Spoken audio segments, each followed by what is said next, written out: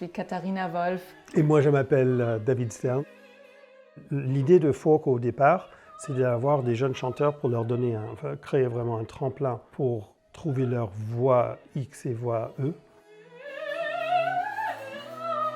On fait des opéras, on fait des concerts, on fait des masterclass, mais aussi on fait de la musique de chambre. Et maintenant, c'est sous le titre de Folk Obligato. Voilà.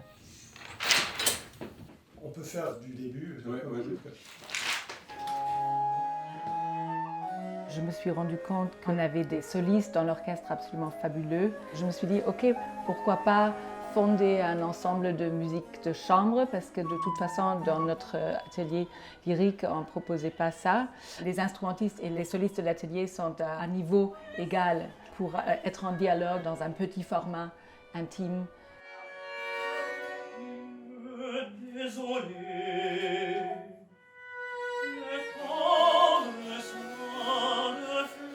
Je trouve qu'avec l'idée de Kata, on met la lumière sur cette relation entre chanteur et instrumentiste, et c'est une révélation pour les chanteurs et pour le public.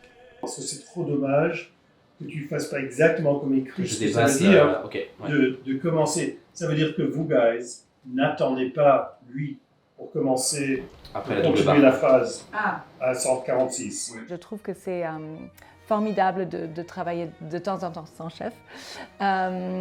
Mais j'adore le fait que David aime bien préparer les chanteurs pour le répertoire Folk Obligato.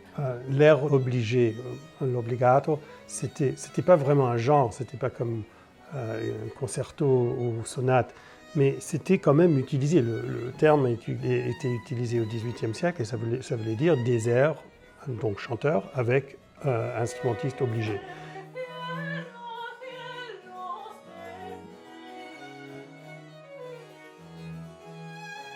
Je commence à réfléchir au répertoire dès que je les entends en masterclass.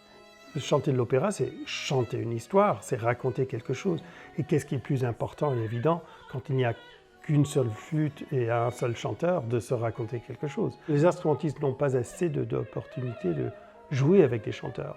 Et ils sont souvent dans des situations d'orchestre où il y a un opéra et ils suivent le chef. Nous sommes dans la fosse, ils sont sur scène. Oui, et il leur donne une intimité entre chanteur et instrumentiste qui est rare.